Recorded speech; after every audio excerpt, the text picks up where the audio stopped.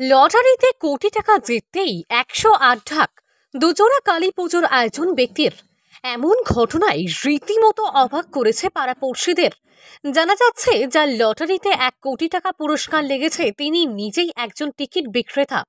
তিনি অন্যান্য টিকিট বিক্রেতাদের মতোই প্রতিদিন টিকিট বিক্রি করার পর বেঁচে যাওয়া টিকিট অফিসে ফেরত দেন।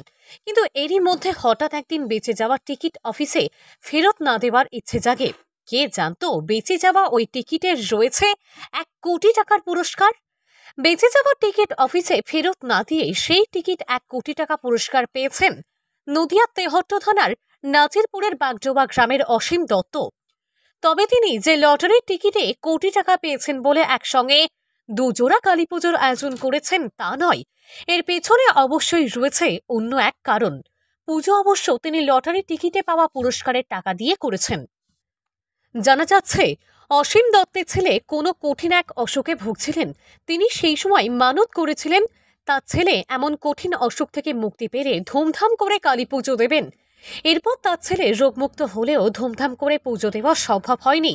অর্থের অভাবে নুন আনতে পান্তা ফুরাই সংসারে এইভাবেই কেটে যায় বেশ কয়েক বছর।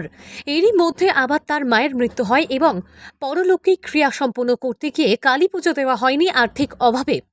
অনেকবার পুজো দেওয়ার পরিকল্পনা করলেও সম্ভব হয়নি, কেননা অসীম বাবুর উপার্জন বলতে কেবল লটারির টিকিট বিক্রি করা। এমন পরিস্থিতিতেই গত ২৭শে অক্টোবর তার জীবনে আসে শুভদিন। ফেরত না দেওয়া অবিকৃত টিকিট থেকেই তিনি পান কোটি টাকা। আর তারপরেই সেই টিকিট ভাঙিয়ে হাতে টাকা পেতেই ধুমধাম করে কালী পুজোর আয়োজন করেন, যে পুজোর কয়েকশো মানুষকে অতিথি হিসাবে আমন্ত্রণ জানানো হয়। ২৭শে অক্টোবর রাত ৮টার যে খেলা ছিল, সেই খেলার ১৫০ টাকার টিকিট বিক্রি হয়নি। আর সেখান থেকেই একটি নম্বরে প্রথম পুরস্কার হিসেবে ১ কোটি টাকা উঠে আসে। ওনার ওটা মানসিক ছিল, হ্যাঁ, অনেক ভক্তি করে পুজো পার্বণটা হলো। ১০০-র উপরে ধাপ ছিল, আমরা ৫ জন ব্রাহ্মণ ছিল এবং অনেক আয়োজন করেছিল। খুব ভালো লাগলো, হ্যাঁ, ওনাদের পরিবেশ এবং পুজো পার্বণও সুন্দরভাবে করা হলো। আচ্ছা, খুব ভালো লাগলো।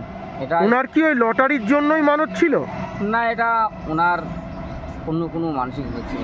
আচ্ছা, বাড়িতে কত লোক ছিল মোটামুটি খাওয়া দাওয়া মিলিয়ে? টোটাল ২০০০-এর উপরে লোকজন ছিল। আচ্ছা, আপনি তো পূজারি ছিলেন? হ্যাঁ, আমি পূজারি ছিলাম। আমি ছিলাম, আর ছিটকার সুখদেব ছিল, ওনার ছেলে ছিল, জামাই ছিল, আর আচ্ছা উনি ছিল। আচ্ছা,